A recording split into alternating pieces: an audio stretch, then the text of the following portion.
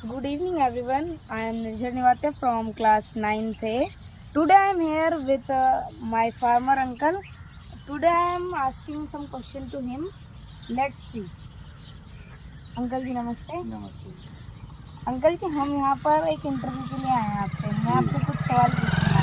जी जी बताइए। मेरा खेती से रिलेटेड कुछ सवाल है। उनमें से पहला सवाल है, आप खेती कब से कर रहे हैं? तो हमारे पापा कर रहे हैं, अब हम कर रहे हैं।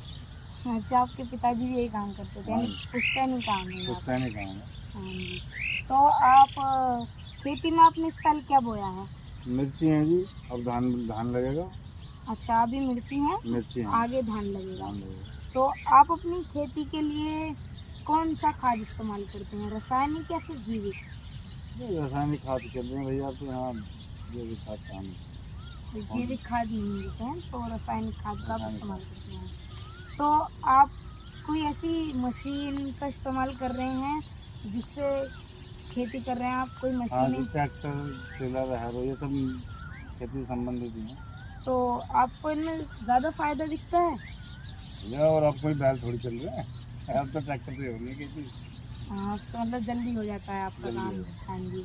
तो अब आप अपनी खेती के बारे में आपने कुछ ना कुछ सोच तो रखा होगा, फ्यूचर में आप अपनी खेती में क्या बदलाव करेंगे, आप क्या वो हमें बता सकते हैं? है। तो जैसे समाज के साथ बदलाव है भैया, हम भी ऐसे करते रहेंगे। वैसे रासायनिक नुकसान तो देते ही हैं, हाँ जैविक जी। खाद लगने चाहिए। तो अभी आप क्या आप अपनी खेती से जो आपकी आमदनी होती है, आप उससे खुश हैं? नहीं, कहाँ लागत ज़्यादा है, आमदनी कम है। अब तो दवाई और वो सब इतनी महंगी है, यानी कि नुकसान ही आपको होता है। परेशानी है। जी जी बिल्कुल।